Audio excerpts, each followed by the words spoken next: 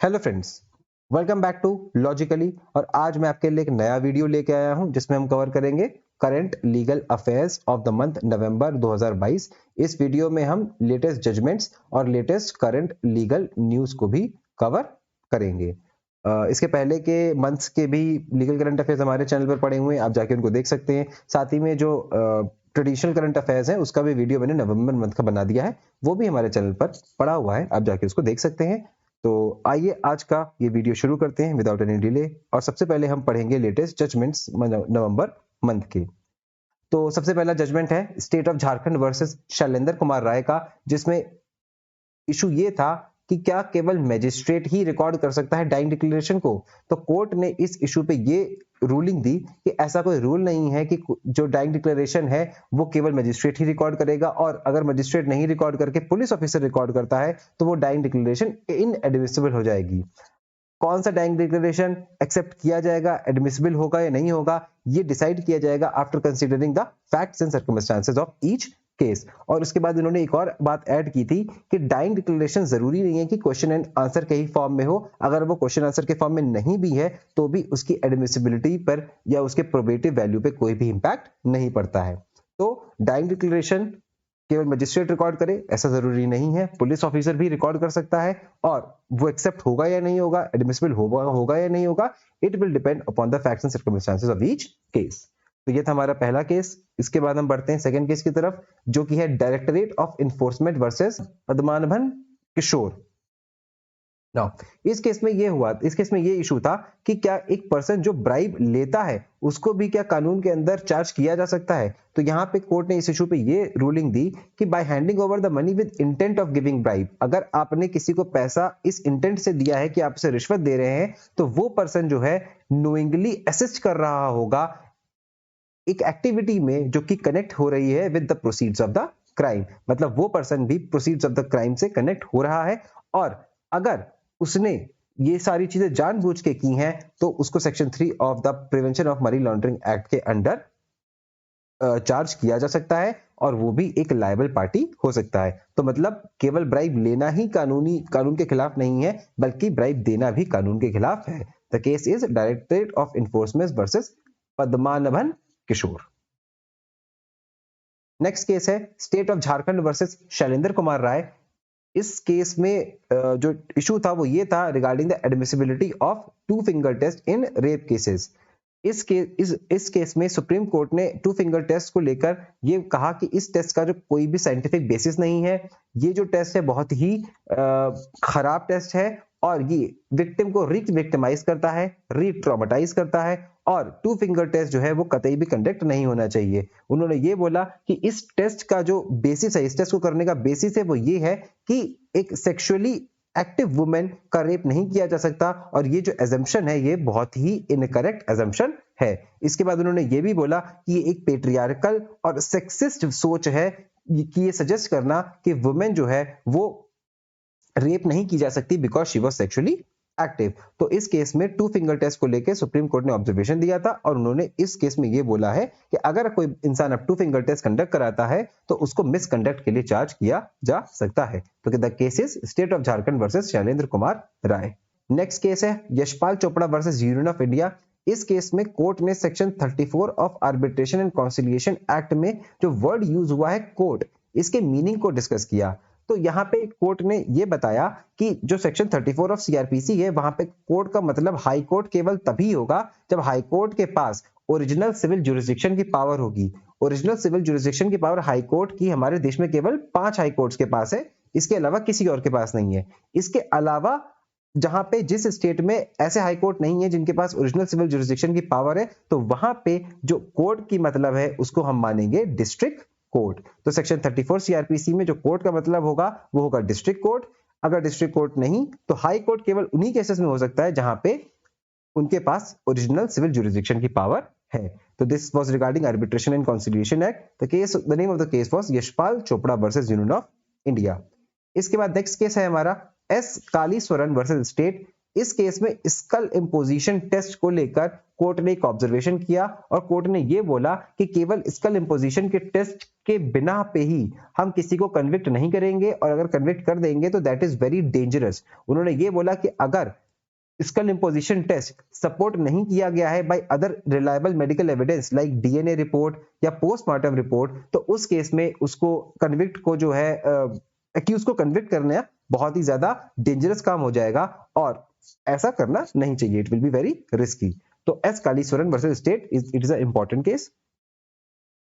इसके बाद जो नेक्स्ट केस है वो है Siddharam versus divisional manager united India insurance company limited. और इस केस में सवाल ये था कि मोटर व्हीकल एक्ट के अंदर जब हम कंपनसेशन की मांग करते हैं तो क्या उस कंपनसेशन में हम फ्यूचर प्रोस्पेक्ट्स को इंक्लूड कर सकते हैं कि नहीं कर सकते हैं। तो यहाँ पे जो कोर्ट है उन्होंने ये बोला कि क्लेमेंट बिल्कुल apart from compensation for future loss of income को तो वो ले ही सकता है, उसके अलावा फ्यूचर प्रोस्पेक्ट्स के अमाउंट को भी वो मांग सकता है। उनका ये कहना था कि compensation should include all elements that would go to the place that will go to the place to the victim in as near position as she or he was in before the occurrence of the incident।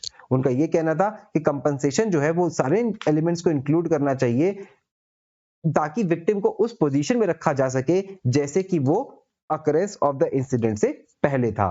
तो आप motor vehicle act में जब compensation की बात करते हैं तो वहां पे फ्यूचर प्रोस्पेक्ट्स के लिए कंपनसेशन आप मांग सकते हैं और ये गलत नहीं होगा, it will be totally legal. Next case है हमारा Food Corporation of India versus Abhijit Paul.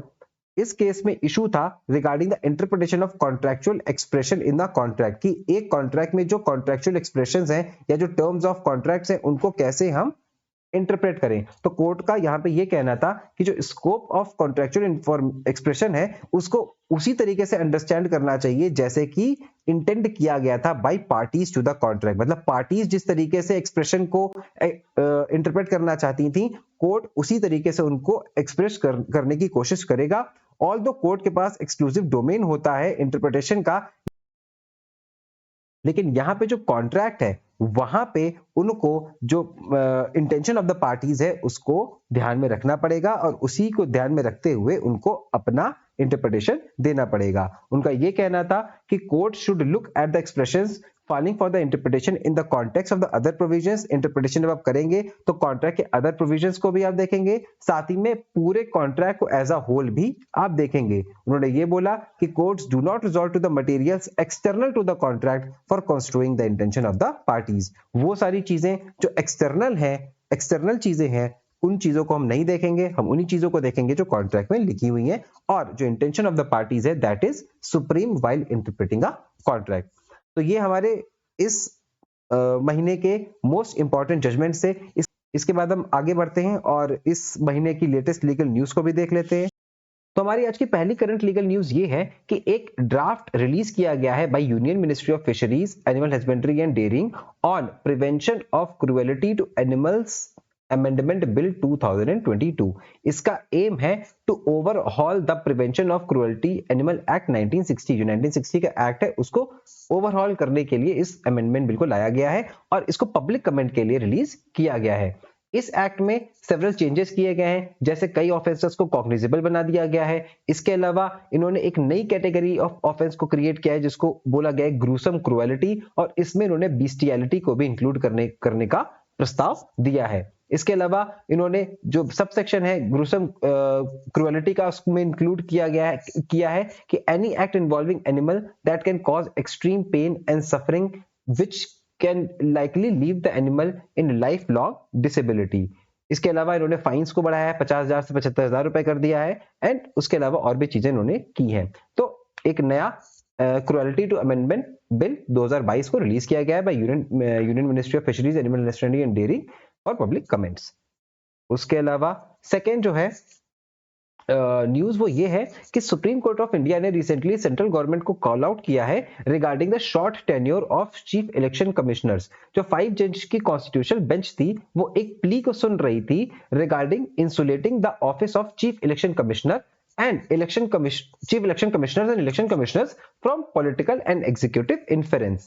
उन्होंने एपेक्स कोर्ट ने इस प्ली के दौरान ये बोला कि कई सालों से हम देख रहे हैं कि सीईसी का जो टेन्योर है वो छोटा ही होता जा रहा है। उन्होंने ये बोला कि 1950 और 1996 के बीच की बात करें तो केवल 10 सीईसी ही अपॉइंट हुए थे, लेकिन पिछले 26 सालों में आफ्टर सेशन, जो कि लास्ट पर्सन थे जिनको 6 साल का सीईसी का टेन्योर मिला था, उसके बाद 15 सीईसी अपॉइंट हो चुके हैं। उन्होंने ये कहा कि 2004 से जितनी भी सेंट्रल लेवल की गवर्नमेंट्स हैं, उन्होंने इस तरीके से अपॉइंटमेंट करा है चीफ इलेक्शन कमिश्नर्स का कि पूरा टेन्योर मैक्सिमम जो 6 साल का है वो किसी को नहीं मिल रहा है। उनके अकॉर्डिंग टू ये चीज जो है वो इंडिपेंडेंस ऑफ पोल को अफेक्ट करती है और इंडिया की जो डेमोक्रेसी है उसको भी थोड़ा इफेक्ट कर रही है। तो इस चीज को उन्होंने कॉल आउट किया है और उन्होंने सेंट्रल गवर्नमेंट से इस पे जवाब भी मांगा है।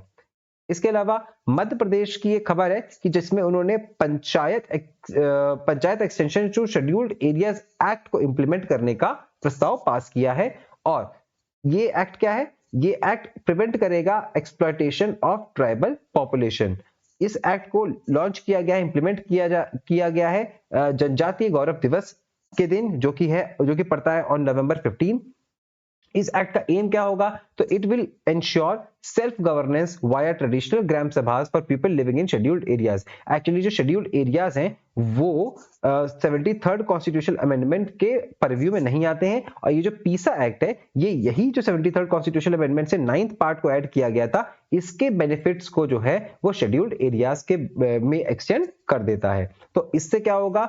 अब पंचायत और ग्राम सभा जो है वो इंप्लीमेंट कर पाएंगे system of self governance in these regions also.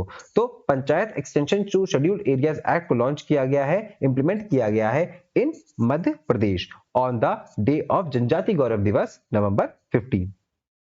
इसके बाद सुप्रीम कोर्ट ने एग्री किया है to examine the plea challenging the expansion of restriction on right to freedom of speech and expression that was put up by the first amendment. मतलब जो first amendment के साथ हमारे right to speech and expressions पे कुछ जो restrictions लगा दिए गए थे ग्राउंड्स पे, उन ग्राउंड्स का जो रेस्ट्रिक्शंस है, उन ग्राउंड्स पे जो रेस्ट्रिक्शन लगाया गया है उसको चैलेंज किया गया है, और सुप्रीम कोर्ट ने उस प्ली को एग्जामिन करने के लिए हामी भर दी है। अब फर्स्ट अमेंडमेंट बिल में हुआ क्या था? तो फर्स्ट अमेंडमेंट बिल आया था हमारा 1951 में, और ये जवाहरलाल नेहरू के टाइम पे ही आ गया था।